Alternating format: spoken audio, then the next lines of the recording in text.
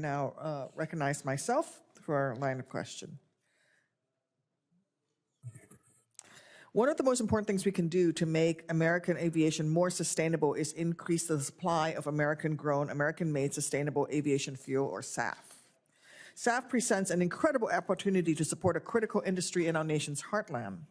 Policies that grow sustainable aviation fuel sources stemming from America's agricultural bounty represents a true win-win solution that supports domestic farmers and blenders while also reducing our carbon footprints across all modes of transportation.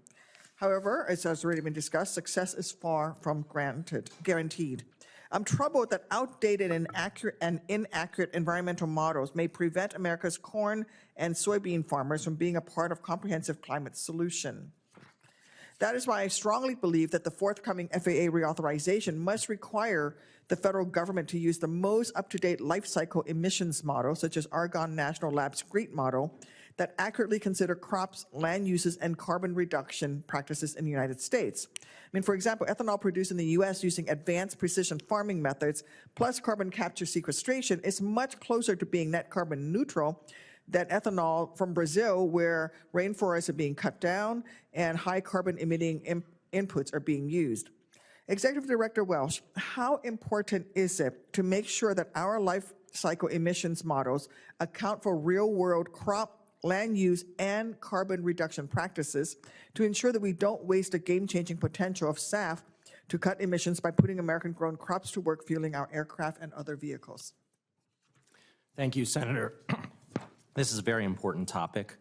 Ensuring accurate life cycle emissions reductions from sustainable aviation fuels is critical to credibly establishing their environmental benefit.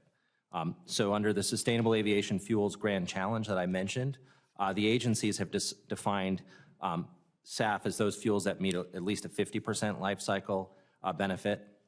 And directly to your question, when it comes to measuring the life cycle emissions, it is important to have objective, accurate, clear, credible criteria, and as you mentioned, up-to-date criteria for producers and users to meet. And absolutely, all American-grown crops are potentially eligible feedstocks if they can deliver those emissions reduction benefits and should be considered eligible. Thank you. Thank you. My second question, it has to do with hydrogen fuels. The Midwestern Hydrogen Partnership estimates that hydrogen could become a $130 to $170 billion a year industry in the United States by 2050. Emerging hydrogen and fuel cell markets present an opportunity to stimulate economic growth in my home state of Illinois, as well as other states, and improve the environmental health for the whole planet. In particular, the Midwest boasts a large manufacturing base that could rapidly adapt to producing products for hydrogen and fuel cell technologies. Mr. Gordon and Mr. Miftakhov, what more can Congress do to reduce barriers towards hydrogen development and help unleash the potential for greener energy and job growth? Let's start with Mr. Gordon. Senator Duckworth, thank you very much for the question, and I absolutely agree with everything that you said.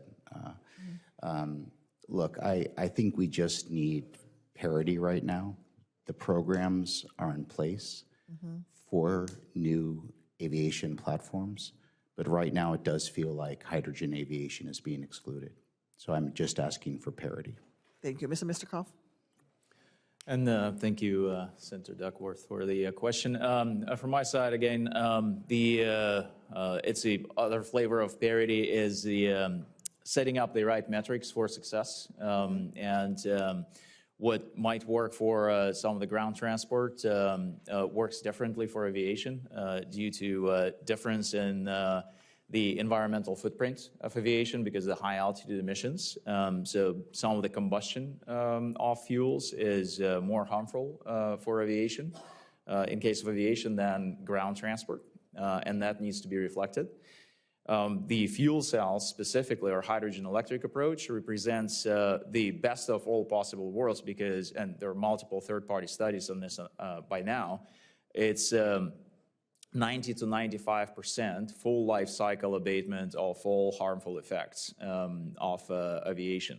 And this is the magnitude that we need, because if we continue combusting, even if it's SAF, even if it's a completely net zero carbon fuels, we still have all non-carbon effects of this. And it's actually, combustion is less efficient than the fuel cell-based propulsion.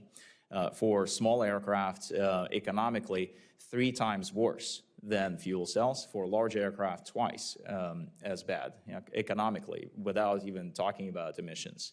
So fuel cells represent a huge opportunity, not just for aviation, but around the all types of transport, but for aviation especially. And we think that the United States leadership in this area will be quite critical for the world's transition. And thank you. And I recognize Senator Budd for his questions.